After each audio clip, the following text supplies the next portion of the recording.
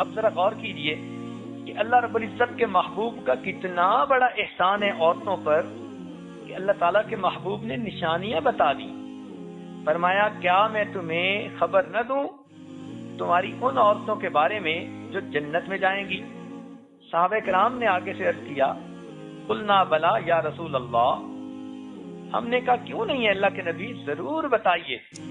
قال، نبی علیہ السلام نے ارشاد فرمایا ودود، خامن سے محبت کرنے والی، ولود، بچے جننے والی، اذا غضبت، جب وہ عورت کبھی غصے میں آ جائے، او اسی الیہا، یا اس عورت کو خامن کوئی دل جلانے والی بات کر دے، او غضب زوجہا، یا اس کا خامن اس سے ناراض ہو جائے. تو 3 صورتیں بتائی گئی. عورت کو کسی بات پہ غصہ آ جائے، یا عورت کو کوئی ایسی بات کہہ دی جائے جو اس کا دل جلا دے، یا اس کا خامن غصے میں آ جائے. ان تینوں صورتوں میں قالت، وہ عورت کہے ہذہ یدی فی یدک، یہ میرا ہاتھ آپ کے ہاتھ میں ہے، لا اکتمل بغمز حتی ترضی، میں اس وقت تک نہیں سوؤں گی جب تک کہ آپ مجھ سے راضی نہیں ہو جائیں گے. اب اس حدیث پاک پہ ذرا غور کیجئے. پہلی نشانی بتائی گئی کہ ودود، ودود ود محبت کو کہتے ہیں عربی میں. ودود محبت کرنے والی، یعنی اپنے خامن سے محبت کرنے والی، یا دوسرے الفاظ میں خامن کی عاشقہ. جب اتنی محبت ہو کہ جس کی وجہ سے اس کو شوہر کی ناراضگی بھی اچھی لگے.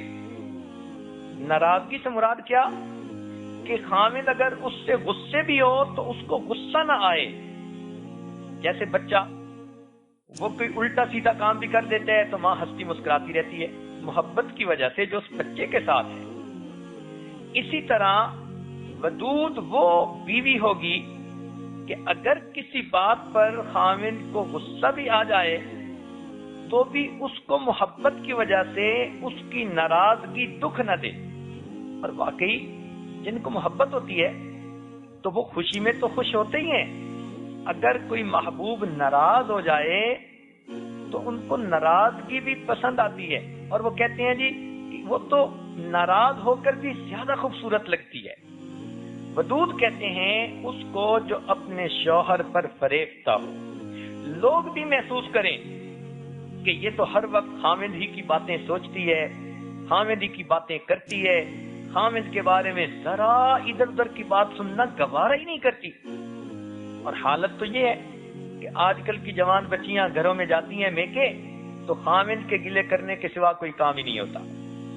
سہیلیوں میں بیٹھتی ہیں، اپنے خامد کی برائی کرنے کے سوا کام نہیں ہوتا. 5 منٹ کے لیے ایئرپورٹ سے کسی عورت کے ساتھ ملنا ہو تو 5 منٹ میں اسے خامد کی سب الٹی سیدھی باتیں سنا دیتی ہے. اس کو ودود کہیں گے؟ ہرگز نہیں. لہذا اس خوبی کو اپنے اندر پیدا کیجئے کہ اب اللہ رب العزت نے اس کو آپ کی زندگی کا ساتھی بنایا، آپ کا حاکم بنایا. اب آپ اس کے ساتھ خود محبت پیدا کرنے کی تدبیریں اختیار کیجئے. تو پہلی بات کہ اپنے خامد پر فریفتہ ہو، خامد کی برائی سننا گوارا نہ کرے، ہر وقت خامد کی اچھائیاں اس کی زبان پر رہیں، ہر وقت محبت کی بات کرے خامد سے، کبھی خامد کے سامنے آگ بگولا نہ ہو، کبھی اس سے روٹھے نہیں، ہر وقت اس محبت میں مغلوب ہو کر جو زندگی گزارے اس کو ودود کہتے ہیں. دوسری صفت بتائی گئی ولود. ولود کہتے ہیں بچے جننے والی، یعنی کچھ عورتیں زیادہ بچے جننے والی ہوتی ہیں اور وہ بچے جننے سے گھبراتی بھی نہیں ہیں. اور کچھ آج کل کی ماڈرن تعلیم ایسی کہ بچہ ایک ہی اچھا، اور کہیں یہ کہتے ہیں کہ بچے 2 ہی اچھے. تو نبی علیہ الصلوۃ والسلام نے جنتی عورت کے بارے میں کہا کہ وہ ودود ہوتی ہے، زیادہ بچے جننے والی. ہاں، اس نیت سے کہ بچے نہ ہو ہم زندگی کو انجوائے نہیں کر سکیں گے، بچوں کا روکنا یہ حرام ہے. اس وجہ سے بچوں کو روکنا کہ جی ہم ان کو افورڈ نہیں کر سکیں گے، یہ حرام ہے۔ اللہ رب العزت نے قرآن مجید میں فرمایا کہ نحن نرزقکم و ایاہم، تمہیں بھی ہم رزق دیتے ہیں، ان بچوں کو بھی ہم رزق دیتے ہیں۔ تو گویا اس وجہ سے بچوں کی رکاوٹ کی کوئی تدبیر اختیار کرنا یہ منع کر دی گئی۔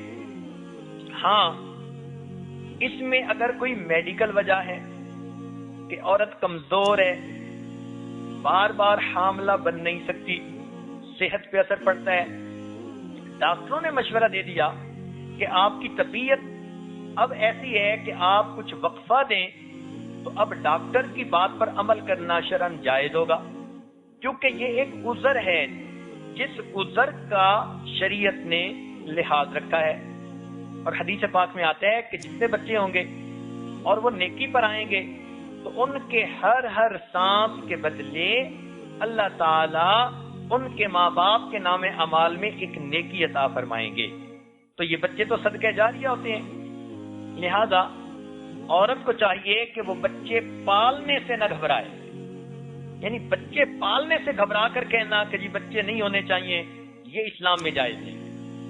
اسی حدیث پاک میں آتا ہے کہ جو عورت اپنے خامد سے حاملہ ہوتی ہے، اللہ رب العزت اس کو دن میں روزہ دار آدمی کا ثواب دیتے ہیں، اور جب رات کو سوتی ہے تو شب بیدار بندے کا ثواب اس کے نام اعمال میں لکھا جاتا ہے۔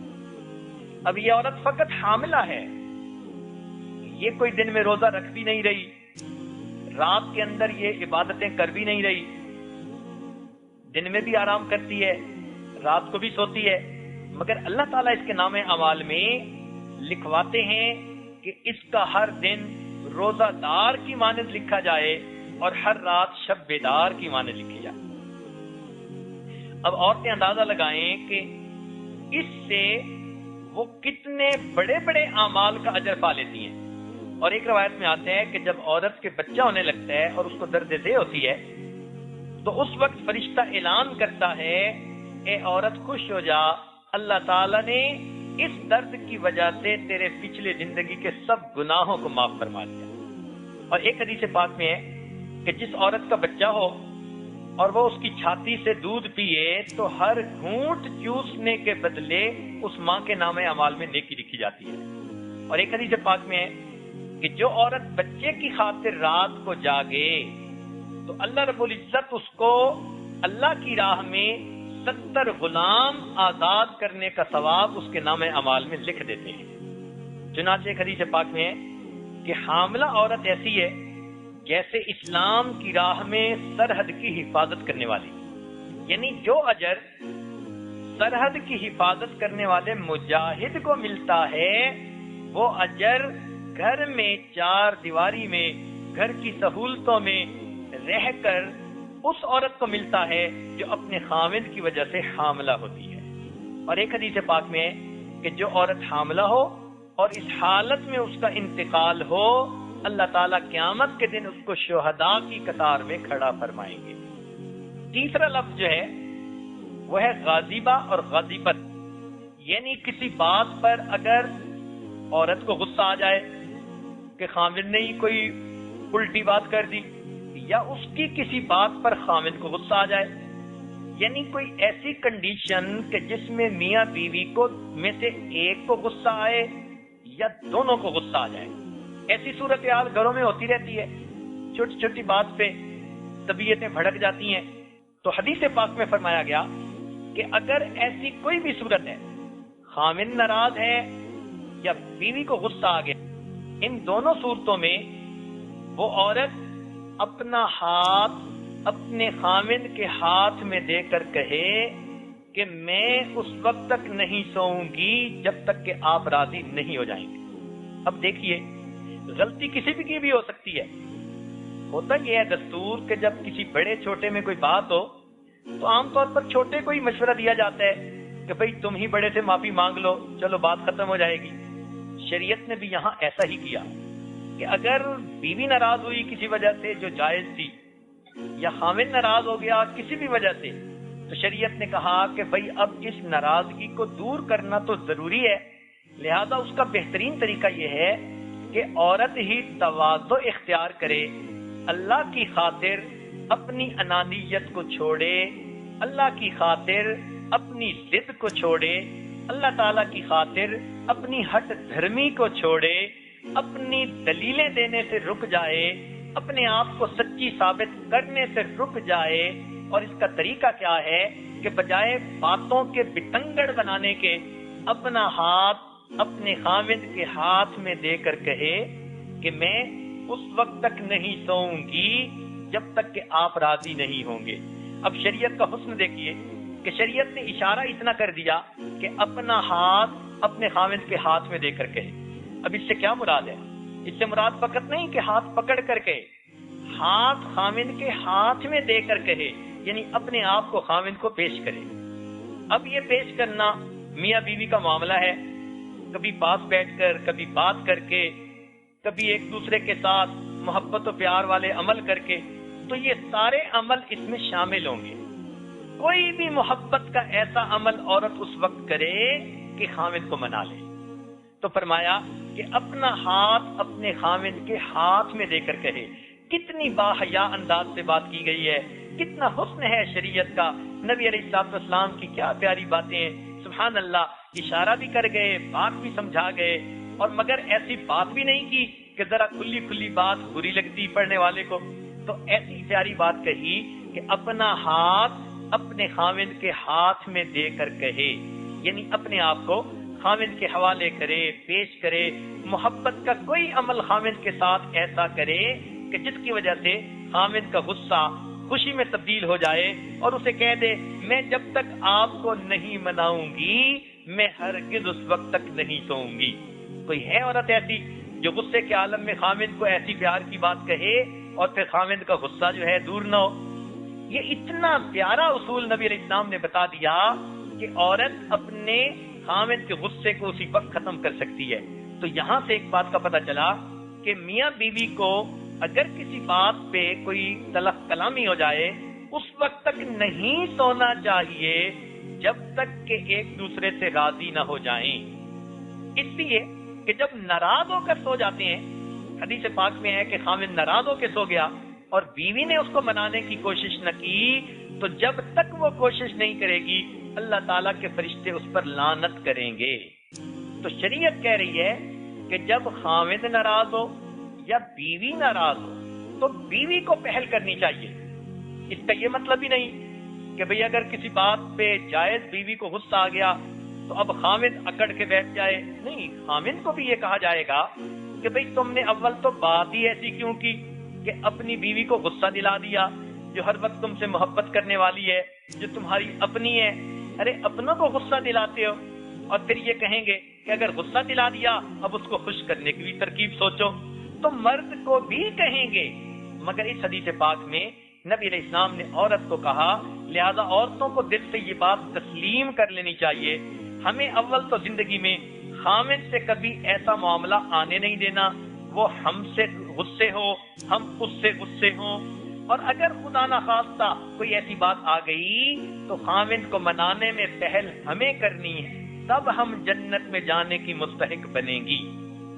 اس کو کہتے ہیں کہ اپنا ہاتھ خاوند کے ہاتھ میں دے کر کہے میں نہیں سوؤں گی جب تک کہ آپ مجھ سے راضی نہیں ہو جائیں گے۔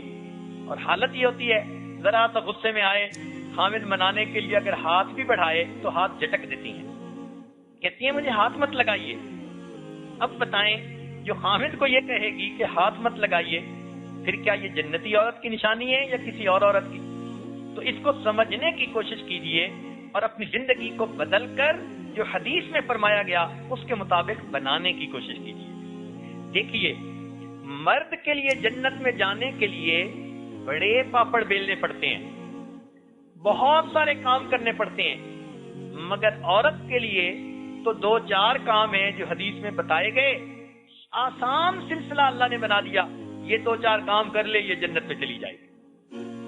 اللہ تعالیٰ نے ویسے ہی کمزوروں کی زیادہ فیور کی ہے، شریعت میں ہمیشہ کمزوروں کا ساتھ دیا، اور واقعی ہر شریف آدمی اسی طرح کرتا ہے۔ پروردگار کی رحمت بھی اسی طرح ہے کہ ظالم کے معاملے میں مظلوم کی مدد فرماتے ہیں، قوی کے مقابلے میں کمزور کی مدد فرماتے ہیں۔ تو عورت کے ساتھ تو اللہ تعالیٰ نے ویسے ہی بہت فیور کی، مختلف معاملات میں اس کے لیے آسانیاں کر دی، اتنی آسانیاں کی کہ انسان حیران ہو جاتا ہے۔ اس کا جنت میں جانا بھی اللہ نے آسان فرما دیا۔ چنانچہ اس میں سے ایک آسانی یہ ہے کہ اگر یہ اپنے خاوند سے محبت کرنے والی ہے اور اپنے بچوں کو محبت سے پالنے والی ہے، اب کون سی عورت ہے کہ جس کو خاوند کی محبت اچھی نہ لگے؟ ہر نیک عورت کو اپنے خاوند کی محبت اچھی لگے گی۔ سڑ سڑ کے زندگی گزارنا بھی کوئی زندگی ہے، ایک دوسرے سے نفرتوں والی زندگی گزارنا بھی کوئی زندگی ہے۔ تو ہر نیک بیوی، ہر نیک شریف بچی اپنے خاوند کی محبت کو پسند کرے گی، خود اس سے محبت کرنا پسند کرے گی۔ تو جب اس سے محبت کرنا پسند کرے گی تو ایک شرط تو پوری ہو گئی۔ اب دوسری شرط بچوں کو پرورش کرنا۔ یہ بھی عام طور پر دیکھا گیا، ہر نیک ماں اپنے بچوں سے فطرتاً محبت کرتی ہے، سوائے اس کے جو نئی روشنی کی تعلیم میں آ کر بچوں کے پیدا ہونے سے ہی گھبرانے والی ہو۔ تیسری بات رہ گئی کہ خاوند کو منا لینا، یہ بھی کوئی اتنا مشکل کام نہیں۔ اگر یہ تین کام کوئی کرے گی، اللہ رب العزت نے یہ تین نشانیاں جنتی عورت کی نشانیاں بنائی ہیں، گویا عورت کس طرح آسانی کے ساتھ جنت میں جا سکے گی۔ اب بتاؤ، اس حدیث میں کہیں کہا گیا وہ لمبے سجدے کرنے والی ہو، وہ راتوں کو جاگنے والی ہو، وہ قرآن کی بڑی تلاوت کرنے والی ہو، وہ فلاں کام کرنے والی ہو؟ نہیں، کوئی اور ایسا کام نہیں بتایا۔ تین کام بتائے، اور ان تین کاموں کو کرنے سے اس کے اندر جنتی عورت کی نشانیاں آ سکتی ہیں۔